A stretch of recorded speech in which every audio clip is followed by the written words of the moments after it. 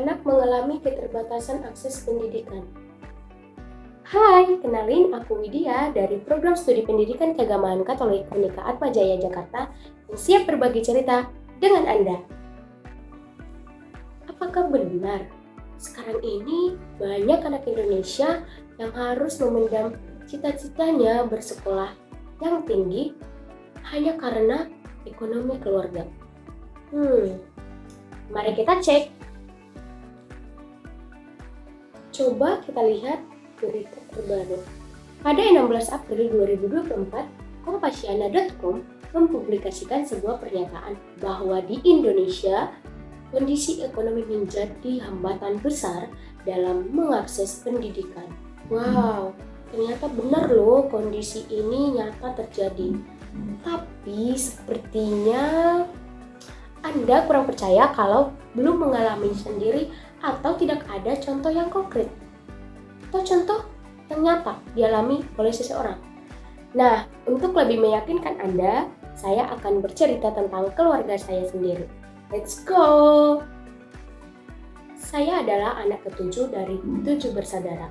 Ayah saya dan ibu saya hanya seorang petani dan penggarap kebun di kampung. Tapi mereka selalu berusaha untuk memenuhi segala kebutuhan kami anak-anaknya. Benar sekali, soal kebutuhan primer seperti sandang, pangan, dan papan, mereka selalu memberikan yang terbaik dan semuanya tercukupi untuk kami bertujuh. Lalu bagaimana dengan pendidikan kami? Apakah ada kesulitan? Benar sekali, pendidikan kami bertujuh menjadi kesulitan dalam keluarga kami. Dan hal ini menjadi contoh yang akan saya bagikan kepada Anda. Sebenarnya, dari anak pertama sampai anak ketujuh mempunyai semangat belajar yang tinggi. Kami semua ingin sekali menempuh pendidikan yang tinggi sebagai bekal di masa depan kami. Namun, ya begitu, kenyataan tidak harus sesuai dengan harapan kita. Orang tua saya hanya bisa menyekolahkan kami semua sampai ke jenjang SMA. Untuk masuk ke jenjang berikutnya, seperti masuk ke perguruan tinggi, orang tua saya sepertinya tidak bisa mencukupi atau membiayai hal tersebut. Keterbatasan ekonomi yang membuat hal tersebut sangat sulit untuk dicapai. Puji Tuhan, dari 7 bersaudara, kami ada 4 orang yang dapat menempuh pendidikan di perguruan tinggi. Apakah itu karena ekonomi keluarga kami sudah membaik? Tentu bukan, teman-teman. Tapi karena apa? Karena kebaikan Tuhan memberikan dan menghadirkan orang-orang baik di sekitar kami, keluarga kami yang lain, lalu memberikan pekerjaan kepada kakak saya, abang saya, lalu adanya beasiswa pada masa kini sehingga 4 dari kami bertujuh dapat melanjutkan pendidikan ke jenjang yang lebih tinggi. Mengapa terjadi seperti ini? Apakah dengan kondisi ini perkawinan ayah dan ibu saya dinyatakan tidak berhasil 100%? Bagaimana ya teman-teman?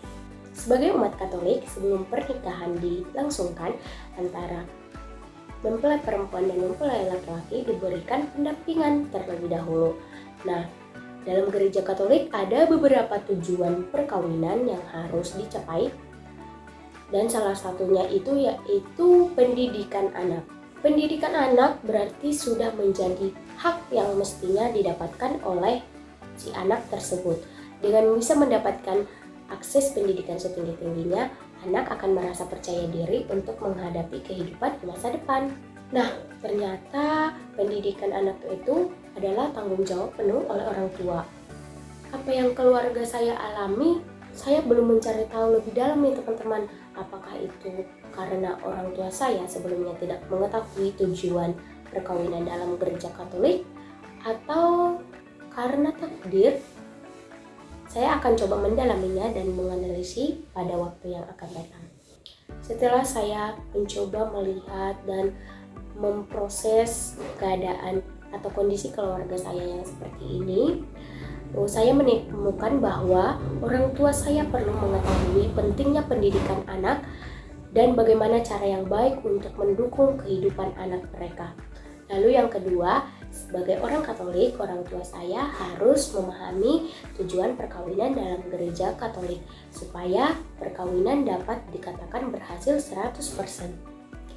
Lalu yang terakhir, orang tua saya harus terlebih dahulu mempunyai persiapan yang matang untuk segala hak yang mestinya didapatkan anak dalam keluarga supaya hidup yang sejahtera, hidup yang aman dan tentram didapatkan di dalam keluarga.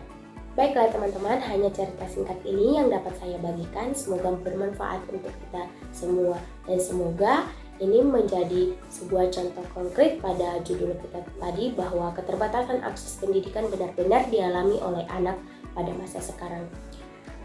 Terima kasih sudah menonton video ini. Tuhan memberkati. Bye-bye.